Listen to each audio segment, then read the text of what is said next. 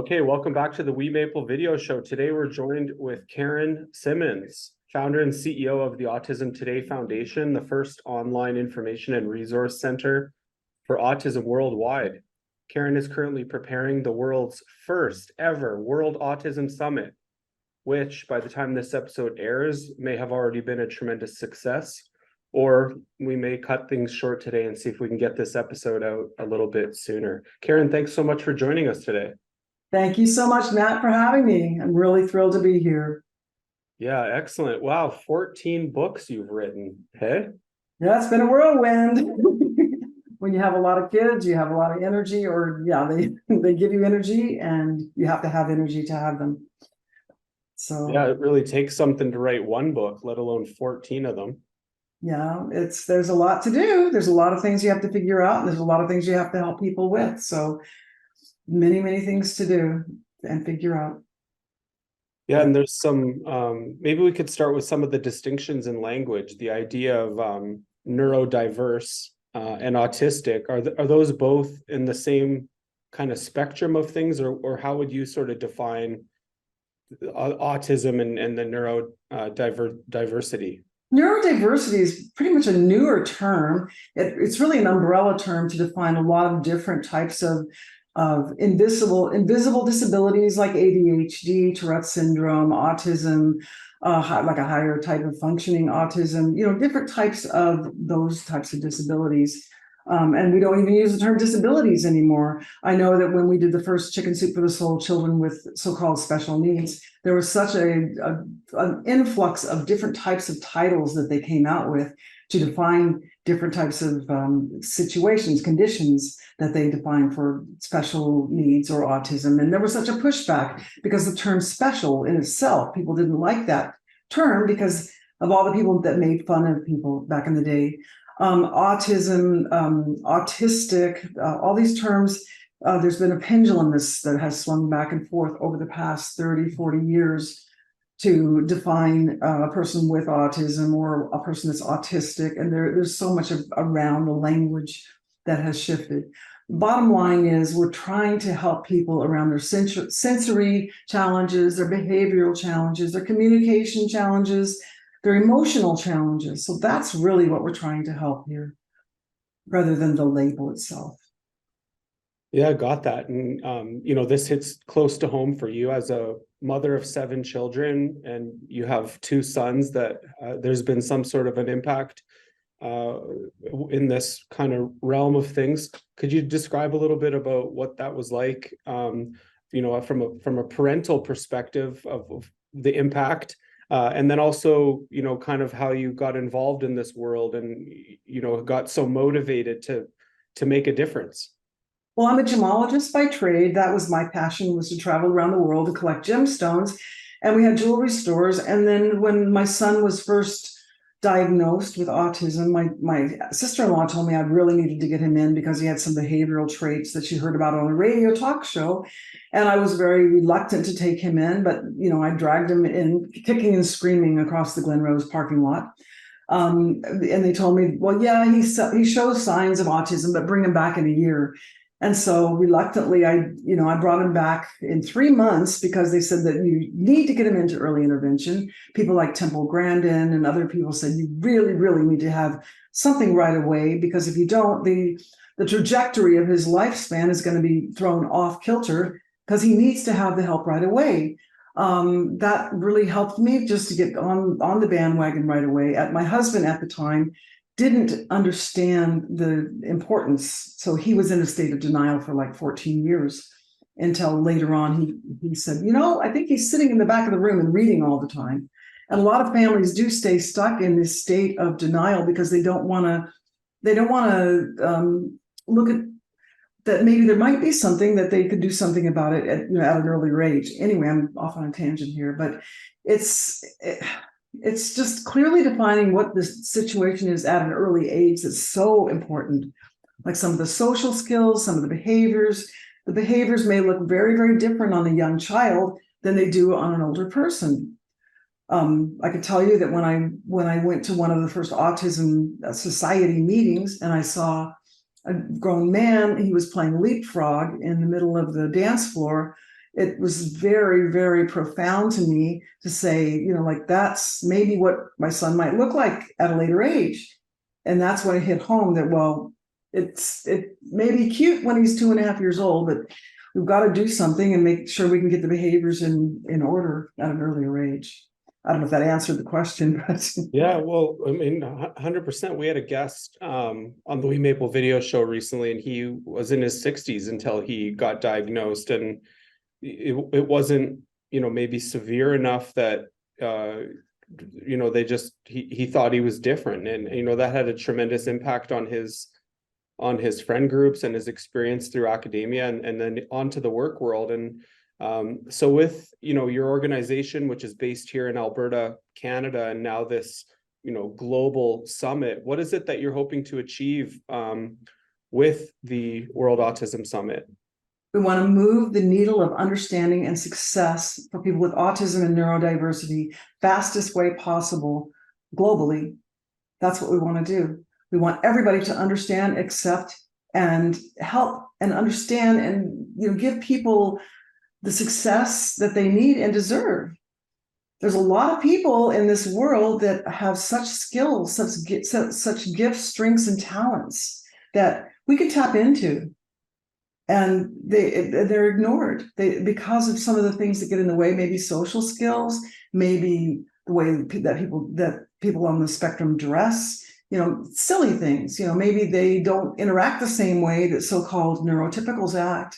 But that doesn't mean that they don't have wonderful, wonderful skill sets. And they need to have really the opportunity to have a good job, not necessarily just stocking shelves. They need to have an opportunity to have the best life they could possibly have, live in a great environment, have good friendships, have good opportunities to have great relationships. And a lot of this is just glazed over. So our hope is to have them have a great life. Yeah, I got that. And a very exciting event. This is the first World Autism Summit. This is your inaugural virtual event, yeah. September 25th to October the 1st. And some big names from the autism space, as I understand it: Dr. Temple Grandin, ASD band, Veronica Cartwright. Yeah. You've got the Shania Twain of autism here, and the rest of the gang. So what's that been like, kind of putting your entrepreneurial hat back on, but what's that been like to sort of get these groups and these individuals all coming together and participate in the first event? Well, it's really exciting. And the thing that makes us different than everybody else is this is a World Autism Summit. We're reaching around the world, bringing people in from Australia, the UK, from Israel, from all over the world, because we really know it's a worldwide epidemic that's going on. I was talking to somebody in Africa, and they said that what they do sometimes is they'll leave their children on the side of the road because they don't know what to do. They don't know the resources. They don't know where to go. And same thing happens in places like the Philippines and India, and they need to have the resources so they can tap into resources in North America. So we have people in Italy, we have people from all over the world. That's why we call it the World Autism Summit. It's very energizing and exciting. We have Mr. Spock and Captain Kirk in the workplace, talking about not the real Mr. Mr. Spock and Captain Kirk, but who knows? We're going to be talking about that on a Friday night. We have gaming, which is really exciting because we have different games that they can play to interact and, focus on ideas and social interaction games, things that help with sensory situations and communication, areas that are going to help with their autism and make friends and that kind of environment. And also we have interviews with the ASD band. So we have the actual actors who all have autism. We have non-speaking people that are Elaine Hall with type in, let you see. So that's a really very interesting movie that we have. We have Ellen Gerstein. Anyway, we have names galore. We have a lot of new stars that are coming, so that people are going to meet all kinds of people from all over.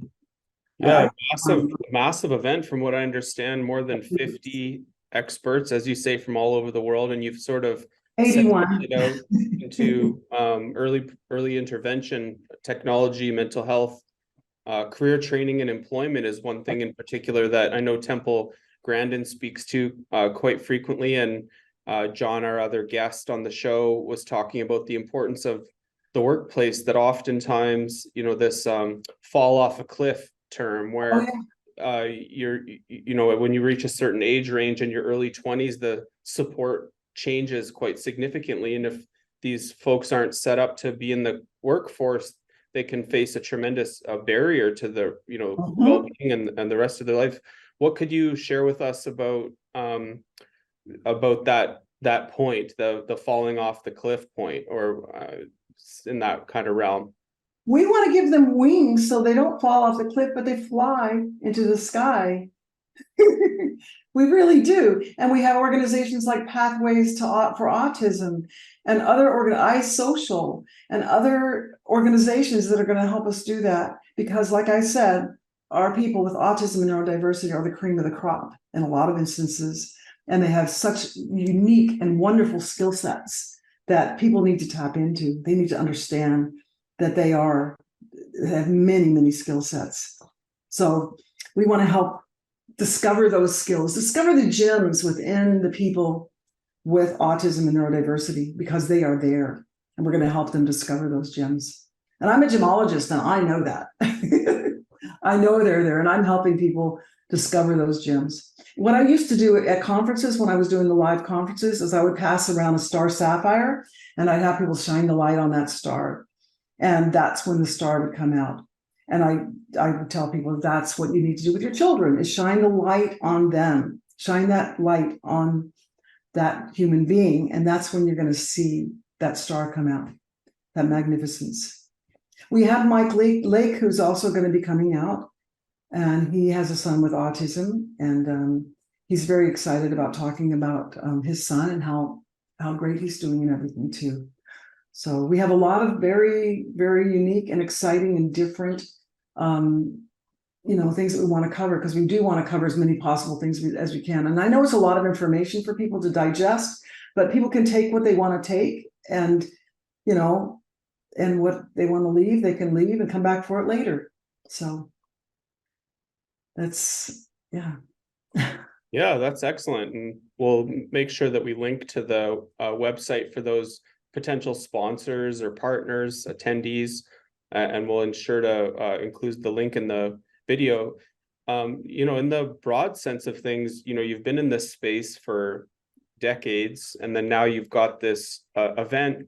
What do you kind of hope that the legacy of this summit will be?